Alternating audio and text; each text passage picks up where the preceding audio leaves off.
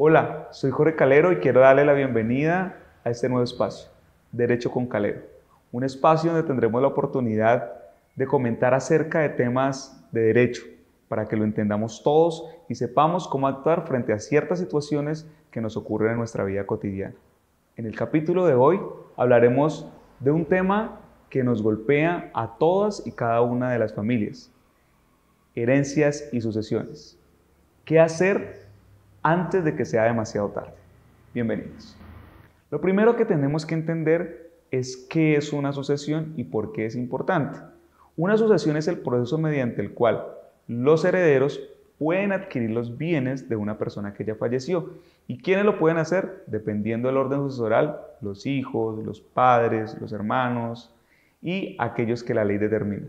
Pero antes de eso hablaremos de cuáles son los bienes que se heredan. Y para ello es importante saber que se hereda el patrimonio, es decir, los activos y los pasivos, las propiedades y las deudas. Sin un buen asesoramiento legal, esto puede desencadenar un problema para la persona que recibe la herencia, porque si las propiedades o el valor de las propiedades es inferior a las deudas que tenía el causante, la persona que falleció, entonces la persona que recibió la herencia, si no lo hizo en debida forma, tendrá que responder, incluso con su patrimonio personal, por esas deudas que recibió de ese causante. Pero existen salidas jurídicas para ello. Una de ellas, y en determinado momento, es rechazar la herencia. Cuando nos damos cuenta que esa herencia puede ser lesiva para el patrimonio de la persona que lo recibe, o inclusive también se puede aceptar la herencia con beneficio de inventario. ¿Qué quiere decir? Que se acepta la herencia para que con los activos se paguen los pasivos y no termine afectando nuestro patrimonio al momento de recibir esa herencia. Un dato importante es que en Colombia un alto número de casos de herencias terminan en disputas y en rupturas familiares que quedan marcadas para siempre. Por ello es importante conocer cuáles son los tipos de sucesiones a los cuales nos podemos enfrentar y cuál es el asesoramiento preciso que necesitamos para poder llevarlos a cabo.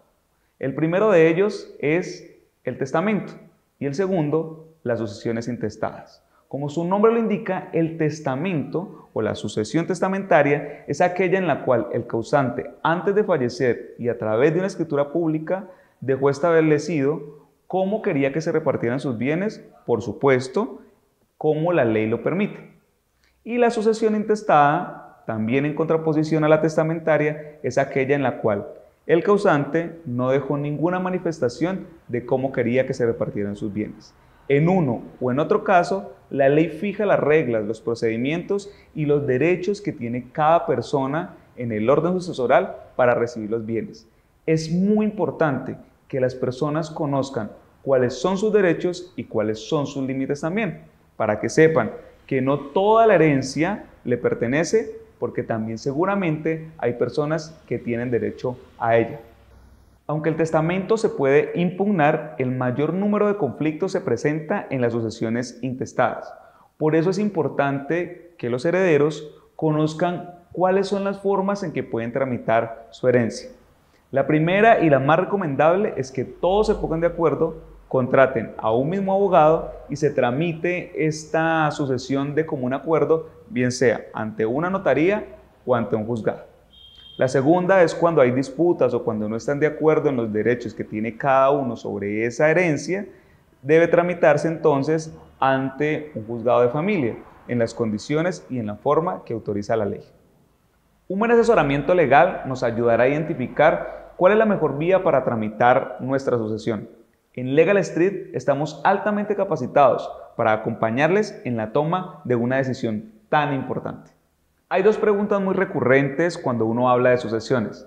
La primera es cuáles son las personas que realmente heredan y la segunda es si el cónyuge se considera como un heredero. Contestando a la primera, tendremos la respuesta de la segunda. Decimos entonces que según la ley colombiana existe un orden sucesoral. El primer orden hereditario está establecido para los hijos. Si al momento del causante fallecer no tiene hijos ni descendencia de ningún tipo, entonces pasamos al segundo orden hereditario, que vienen a ser los padres.